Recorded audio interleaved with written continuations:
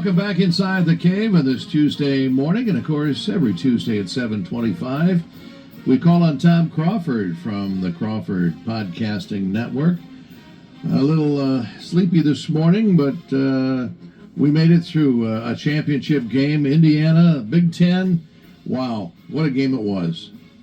Yeah, very entertaining game. I said to myself, I'll stay up for as long as the fourth quarter game, and it was a fourth quarter game. And this Fernando Mendoza's incredible competitor, and a good win for Indiana. Although I will be honest with you, I'm not one of those who has the Big Ten allegiance, and I'll tell you why. Because the entire Big Ten hates Michigan, so what Big Ten teams do in postseason play means nothing to me as the NCAA tournament. So I'm just going to be real about it. I watched it just for I wanted a competitive game, and boy, I got it last night. Oh, you certainly did. And, we always talk about, well, there's going to be a turnover in the game that decides the game, and certainly it was last night.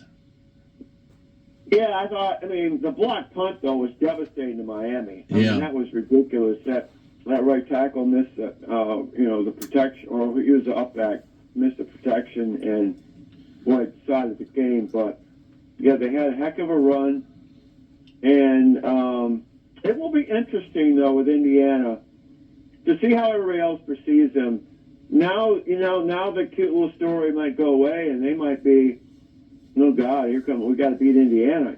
I don't know what the sustainability of this is going to be, but these next couple of years with Indiana and where it goes is really going to be interesting to see if there's yet another competitive team that Michigan has to deal with in the Big Ten. Well, is the name of the movie going to be Hoosiers 2? I don't know. There'll be movies and I mean, my God, if you want to, you just devour it on TV, every platform. It's an incredible news story. I mean, just think. Indiana was a team everybody wanted to schedule for homecoming for decades. Yeah. Lee Corso made that joke. Yeah, I've been to all these homecomings because everybody schedules us for their homecoming. And snicker, and it was a basketball school. Now their basketball team kind of sucks right now. It's their football team that runs the city and runs the stadium. City of Bloomington and state of Indiana. So will Indiana be the favorite next year in the Big Ten? I have no idea, and I'm going to tell you why. Because this portal, all the personnel issues, they're not tied up for anybody right now. The portal is closed for entrance, but they're still going. You could still be eligible, enroll in school probably another week or so. So that will unfold. Then it's going to be really difficult to understand who has who back, and who's leaving for the NFL and things like that. So I don't know. Indiana will be up there. Ohio State will be up there. Michigan will be kind of up there to probably rank. I bet you Michigan's picked fourth or fifth based on their personnel and just the uncertainty. Uncertainty is going to be the theme for next year, I think, for Michigan football. Tom, I know when schools make a coaching change, they often open up a special extra window of the portal. Do they do that for the teams that play in the national championship game? I don't know that. I think I'm trying to think what there is a provision has to do with recruiting, but right. I don't know. Yeah, I don't know. But right now, as I was mentioning to Pat, that this whole CFP is uncertain. You have this wacko commissioner in the Big Ten, Tony Petitti, trying to leverage the SEC. Says we'll go 16 as long as you agree to go 24 teams a few years later. That would be insane. I agree. 24 teams. Are you crazy? Yeah. This guy is way over his head as commissioner of the Big Ten. They got to get somebody else in there who knows what. He's not thinking of the student athletes at all. This is crazy. Next year's national championship game, guys, January 25th. Yeah, it's almost a week later next year.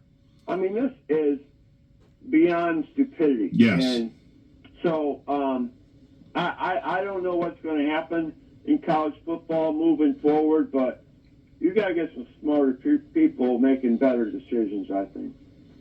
Well, let's talk about a better subject, Michigan basketball. They did very well on the West Coast. They got the 2 games in hand, and they got Indiana coming up tonight, so it doesn't stop. No, that was an important 2-game West Coast swing. Now, Michigan is 4-0 now since the expansion of the Big Ten. They beat USC and UCLA last year, and so they've done all right. They weren't stellar performers, though, guys, in those wins at Washington and Oregon. They were dicey.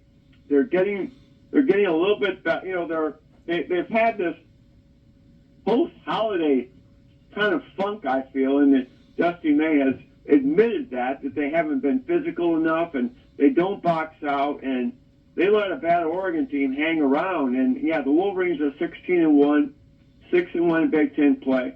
They're playing Indiana, a very beatable team tonight. They got thumped at home to the Iowa Hawkeyes. I'm thinking right now that they're due for a complete game. And I think that's going to happen tonight, where they're physical the entire game. Dusty talked about he was in the Wisconsin game. He was frustrated because, he saw that 6 or 8 minutes of ramping up the physicality and high effort, but why wasn't that for the full 40 minutes? And this team's got to look at itself and figure out how to play a full 40 minutes of solid effort if they're going to win a Big Ten championship. Well, it seems to me that teams are throwing at the Wolverines a lot of different looks, and especially a zone defense. And they've struggled really with that zone defense by several teams.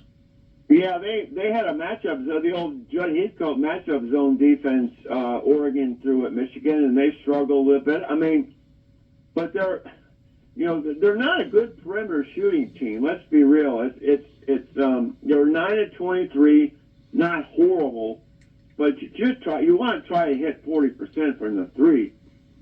And then I'm still trying to define who Michigan's go-to guy is when it comes down for that shot. Is it Namari Burnett? Is it Elliot Cadeau? And Elliot Cadeau finally had a good game. I mean, he had a horrible game at Washington, but boy, he bounced back with a 17-point effort against Oregon. And so he's got to be more consistent.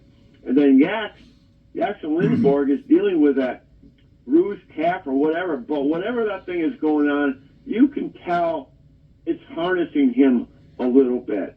And so that could be a factor of the healing process of that. But so that's kind of an issue. And then, but Adai Morrow was pretty good. He was pretty good for the Wolverines. Damn, he's big, and that helps out for the Wolverines on the front line. And you mentioned his size. I think that's just such a critical point in the success of this team. You look at him, you look at guys like Lindenborg and Merez Johnson Jr. They're so long and they take up so much space in the half court. I think it makes Michigan really hard to attack and allows them to recover defensively so well. Yeah, I mean, they have a rim protector. Yeah. Last year, he had the 2 bigs, but nobody was protecting the rim last year. And so you got downhill guards that can drive to the hoop, and that's problematic. Adai is a great assist man because he's so long. Mm-hmm. He can see over people's heads. He had 3 really good assists. He had a couple turnovers. He's sometimes weak on the 50-50 balls. But, man, his presence is good. I thought that Dusty should have put him in probably at the 4-minute mark, got him in there after that under 4 timeout, but then there was no whistle, and he should have been on the floor, and they went a long time without him. He needs to be protecting the rim, situations like that, offense, defense, substitutions, I think. Well, you talk about Indiana being a winnable game, and the Wolverines are 15-point favorites, but after Indiana, they've got a couple of other home games, Ohio State, and then the next 2, Nebraska and Michigan State, probably 2 of the better teams in the Big Ten, going to be back-to-back. Oh, my word. Nebraska basketball is Indiana football, right? Yeah. What are you guys doing here? This is not right. And I still can't. One more thing. When I saw him before I went to bed, turned it off, that Indiana national championship for football, I'm still processing that image on the screen. and who knows if Nebraska might be in the Final 400. And Nebraska is very good, but Michigan's got to protect home court. They've had their screw up. They lost to Whiskey at home. They got to win tonight. And then Ohio State is a good team. And Nebraska's a good / potentially great team. And they got to win those because they got to go to Breslin. And I don't think they're going to win. I think Michigan State's going to be. We'll touch more on this next Tuesday. But I think that's going to be a split because as Washington's coach he had a question about compare and contrast Michigan State after playing them last week, and I agree totally with his reaction. Is that Michigan State is a more physical team. They are. They flat out. And Michigan will have a difficult time matching the physicality at the Breslin Center against Michigan State, and that could lead to their demise in that game. That'll be a game where it's real critical how the game is officiated, I would think. Oh, good Lord. And God forbid DJ Carson is a ref in that game. Especially, because you are playing 5-on-8 when you play at the Breslin, right? Yep. Why? Because Izzo complains about every call, every trip down the court. He whines and complains, and it works. It works for him. So, you got it. You're dealing with 5 players and 3 officials when you're trying to win at the Breslin. Well, let's talk about the women. Michigan women taking on Vanderbilt yesterday. They were 17 points down at one time, came back, made it close, but lost the game in the waning minutes, 72-69. Very entertaining game toward the end. Very entertaining MLK game. I think that's great exposure. It was on ESPN2, I believe, in New Jersey, and Vandy's really good. Vanderbilt, where's this coming from? Basketball, football. If something's wrong in the world right now. Turned upside down. Well, they got a lot of rich boosters, Tom. I think we got 2 good, outstanding looks at the hoop. That shots to one for the win for Michigan that failed, one for the tie as that game played out. But Michigan women have 3 losses. At UConn and playing Vandy. Really good team, especially UConn, okay? So that's acceptable. That loss at Washington, though, was the one, the head scratcher, losing by double digits out there, the whole West Coast thing. They're really good, but that would have been a nice win because that's all seeding type stuff, right? When it comes to tournament time, you want to get a 2-3 seed or a 3 seed. But they were 7th, playing number 5. Not a bad loss. Well, the byproduct of NIL is these bottom feeders getting better and better and better, and that's where we are right now. Yeah, the NIL is interesting, and this topic got brought up last night about Indiana, and then you got Mark Cuban, Mr. Moneybags as an IU grad. Is he going to start throwing money at the Indiana program to bring in high price athletes? Maybe that's going to break the formula. Maybe just getting transfers. I'll tell you what, guys. The average age of the Indiana team was 23 years old, and the Canes had their best slot receiver, number 10. He's like 18. It's maturity. I think that also is a winning formula ingredient in college football and college basketball. And as Nick Saban said, these were 2 and 3 stars coming in, but they're 5 stars now, and that's true. Maturation. These are like pro age guys, and so there's different paths to get to the winner's circle, and obviously Kurt Signetti proved that last night. Well, I had to laugh on the pregame show when all of the announcers took Miami to win, except Pat McAfee picked Indiana. That was kind of a strange Are you thing. kidding? I thought it was, well, depending on the panel you're looking at. I mean, on game day it was all Indiana. I think a lot of media were taking Indiana. A lot of them were taking Indiana. Well, yeah, and McAfee, he lives there in Indianapolis, so he probably, his studios are there for his show and everything. He probably wouldn't have been let back in the state if he'd have picked Miami. yeah. I mean, there was, a lot of people down there, and when those ticket prices were averaged at $4,300. I mean, I can't conceive of that.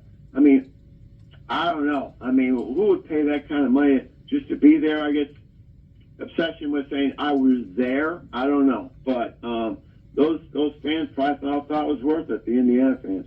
Well, it was funny that the Notre Dame coach was the guest picker on the panel last night, and he was very diplomatic about it because he wanted to pick Indiana, but he said we play Miami next year, and I don't want to get him upset, so I'm going to pick Miami, but my heart is with Indiana. I mean, I think Marcus Freeman was very, he had a stoic look to. I watched a lot of that coverage. I thought was really good. He looked like he was pissed off, like we should be here. Yeah. I shouldn't be sitting up here in the booth. I mean, I just got that vibe. It's like this is not fun. Not fun at all. I could tell. Yeah, I could tell. Tom, we're up against the clock here. Want to remind folks that they can get all of your content very simply on the Podcasting Network. Oh, yeah, I really appreciate going on my YouTube channel at Tom's Take Community and subscribe. It's free, and all the content and all of our interviews, I put a lot of them up here on that, and so appreciate being inside the cave. Truly an honor, and always look forward to every Tuesday morning. All right, Tom, we'll talk to you again next Tuesday. All right, guys, be safe, be warm. Yeah, for Hold sure. on. Oh, yeah. Tom Crawford, our guest here this morning on Inside the Cave.